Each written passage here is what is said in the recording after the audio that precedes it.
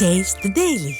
தென்காசி நகரின் முக்கிய பகுதிகளில் தீபாவளி பண்டிகையை முன்னிட்டு இரவு நேரத்தில் இறுதிக்கட்ட விற்பனை களை கட்டியது. முக்கியமாக ரத வீதிகளை சுற்றியுள்ள பஜார் பகுதிகளிலும் சாலையோர கடைகளிலும் பொதுமக்கள் குவிந்து அதிக ஆர்வத்துடன் பொருட்களை வாங்கி சென்றனர். இந்நிலையில் தொடர்ச்சியாக பெய்து வந்த மழை ஓய்ந்ததால் பொதுமக்களும் வியாபாரிகளும் மகிழ்ச்சியடைந்த நிலையில் வர்த்தகம் ஜோராக நடைபெற்றது.